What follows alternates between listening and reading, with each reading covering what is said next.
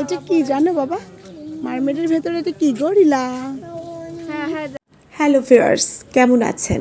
আশা করছি সবাই ভালো আছেন। আমরা আমাদের দৈনন্দিন জীবনে নিজেদের মানসিক শান্তি বজায় রাখার চেষ্টা কি করি বা কতটুকু বজায় থাকে? আজকে আমার এই ভিডিওতে মানসিক শান্তি বজায় রাখার কিছু টিপস আমি বলে দিব। প্রথমত, নিজের খুশির দায়িত্ব নিজেই নিন। নিজের সুখ দুঃখের জন্য অন্যের উপর নির্ভরশীল হওয়া থেকে একদমই বিরত থাকুন। যদি মন খারাপ হয়, নিজের পছন্দের গান শুনুন, কফি বানিয়ে খান, বই পড়ুন বা নিজের সৃজনশীল কিছু কাজে ব্যস্ত থাকার চেষ্টা করুন। দ্বিতীয়ত, নিজের সাথে সময় কাটান। পুরনো স্মৃতি মনে করে হাসেন বা কাঁদেন। রোদেলা বিকেলে নিজের সাথে কথা বলুন বা প্রার্থনা করুন। নিজের সাথে এমন সম্পর্ক তৈরি করুন যাতে একা থাকলেও মনে না হয় যে কোনো কাঁধের অভাব আছে। অন্যের দৃষ্টি বা মনোযোগের অপেক্ষা কখনো করবেন না। নিজের অর্জন বা ব্যর্থতা নিয়ে নিজেকে সম্মানিত করুন। অন্যের চোখে নিজেকে পারফেক্ট প্রমাণ করতে গিয়ে নিজেকে কষ্ট দেওয়ার কিন্তু কোনো মানে নেই। 4 নাম্বার পয়েন্ট, একা একা থাকাকে নর্মালাইজ করুন। একাই রেস্টুরেন্টে যান, পার্কে সময় কাটান, নিজের জন্য সময় দিন। নিজের ফাইন্যান্সিয়ালি স্বাধীনতা অর্জন করুন যাতে নিজের ছোটোখাটো ইচ্ছাগুলো পূরণ করতে পারেন। 5 নাম্বার পয়েন্ট, নিজেকে পুরস্কৃত করুন মাঝে মধ্যে। নিজেকে ফুল দিতে পারেন, নিজের জন্মদিনে নিজেকে উপহার দিতে পারেন, অথবা সুবিধাবঞ্চিত শিশুদের সাথে সময় কাটাতে পারেন। নিজের ঘরে ফুলের সুবাস রাখতে পারেন। মন যা চায়, মন ভালো রাখার মতো এমন কোনো কাজ করতে পারেন যেটা আসলে আপনার মানসিকভাবে আপনাকে শান্তি রাখবে। আরেকটি ইম্পর্টেন্ট পয়েন্ট হলো না বলতে শিখুন। অনেক সময় আমাদের অনেক ইচ্ছেই থাকে না, কিন্তু আমরা না বলতে পারি না। এই না বলার শেখাটা কিন্তু খুব জরুরি। সবার মন খুশি রাখা কিন্তু আপনার দায়িত্ব না। যেখানে পারবেন না সেখানে স্পষ্টভাবে না বলে দিন। কারো অ্যাপ্রিসিয়েশন বা সময়ের অভাবে হতাশ না হয়ে নিজের জীবনের ভারসাম্য নিজেই তৈরি করুন। নিজেকে ভালোবাসুন, এটা জরুরি।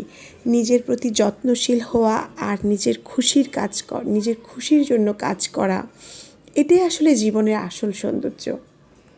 সব কাজ ঠিকঠাকভাবে করার পরেও যদি জীবনে কখনো এলোমেলো লাগে, ধরুন যেটা আপনার কাছে খুশি মনে না হয়, মনে হচ্ছে কোথাও একটা আটকে আছেন, এমনটা যদি হয় তখন কি করবেন? কিভাবে আটকে যাওয়া থেকে বেরিয়ে আসবেন? আপনার উত্তর একটাই তখন হবে যে জানার চেষ্টা। জীবনে যে পর্যায়ে থাকুন না কেন, সব সমস্যার কিন্তু সমাধান আছে, কিন্তু তার জন্য প্রয়োজন সঠিক ধাপ বা সঠিক দৃষ্টিভঙ্গি। চলুন ধাপে ধাপে বিষয়টা একটু বোঝার চেষ্টা করি।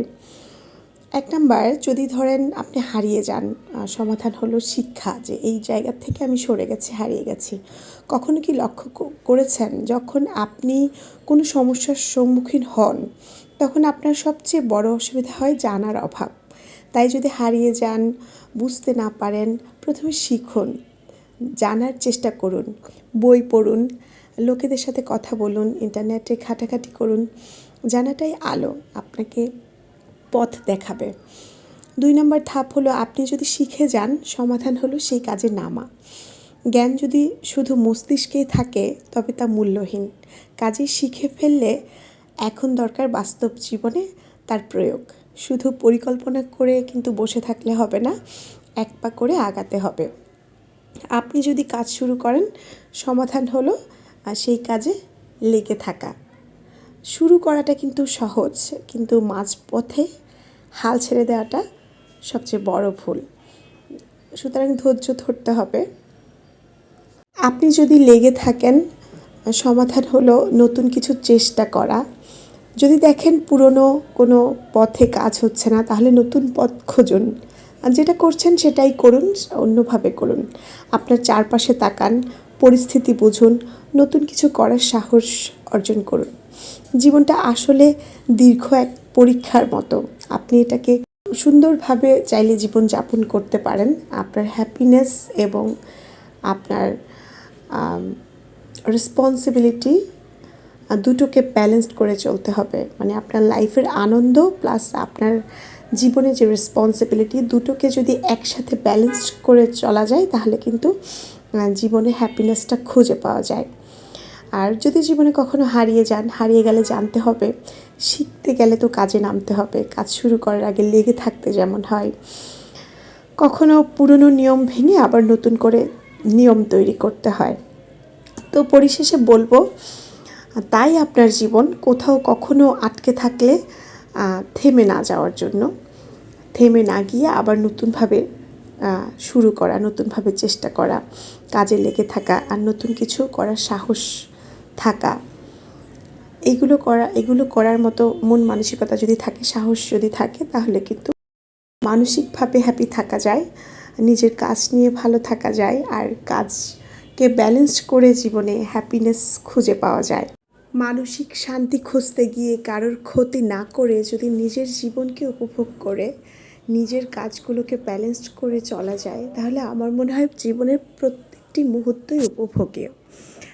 তাই আমি বলবো, যখন যেই অবস্থানে আছেন, যেইভাবে আছেন, সৃষ্টিকর্তার কাছে সেটার জন্য কৃতজ্ঞ থাকুন এবং প্রতিটি মুহূর্তকেই উপভোগ করুন, কারণ প্রতিটি মুহূর্ত মিলেই কিন্তু আপনার জীবন।